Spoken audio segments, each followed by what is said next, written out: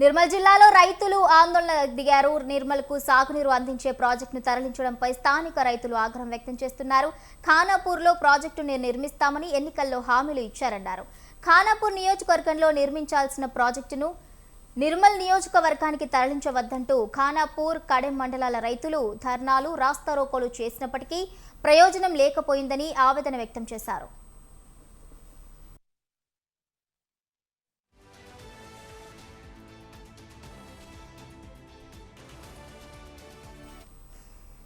కనీసం నూతనంగా నిర్మించిన సదర్మాట్ ఆయకట్ట నుండి ప్రత్యేక లైనింగ్ కెనాల్ను 7 కిలోమీటర్లు ఏర్పాటు చేయాలని డిమాండ్ చేశారు. ప్రభుత్వం 7 కిలోమీటర్ల మేర ప్రత్యేక లైనింగ్ ఏర్పాటు చేస్తామని అప్పటి బీఆర్ఎస్ ప్రభుత్వం హామీలు ఇచ్చిన హామీలతో రైతులంతా సర్దుకుపోయారని గుర్తు చేశారు. అయినా ప్రస్తుత ప్రభుత్వం ఖానాపూర్ రైతులను పట్టించుకోకుండా ఎన్నికల్లో ఇచ్చిన హామీలను మర్చిపోయి ప్రత్యేక లైనింగ్లు ఏర్పాటు చేయడం లేదని రైతులు, వామపక్ష నాయకులు డిమాండ్ చేస్తున్నారు.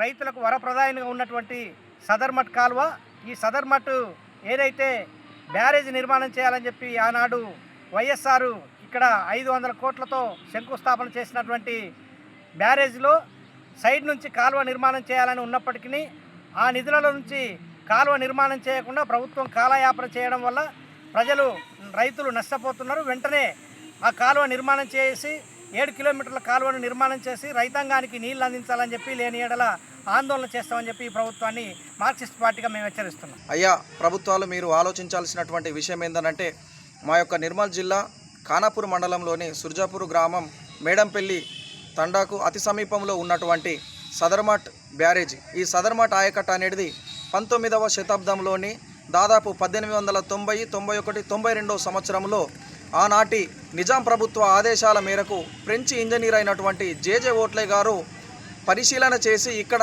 ఆయకట్ట కడితే నీటి నిల్వ బాగుంటుంది, సామర్థ్యత బాగుంటుంది అని చెప్పేసి ఇక్కడ ఉన్నటువంటి రైతాంగం అంతా కూడా ఎక్కువ ఉన్నారు. దీనికి సపరేట్ కాలువ 21 కిలోమీటర్ల మేరకు నిర్మిస్తే బాగుంటుందని చెప్పేసి ఆనాడు నిర్మించినటువంటి వ్యక్తి జేజే ఓట్లే గారు. అది మన నిజాం ప్రభుత్వం యొక్క ఆదేశాల మేరకు ఆనాడు జరిగినటువంటి ఆ యొక్క ఆయకట్ట.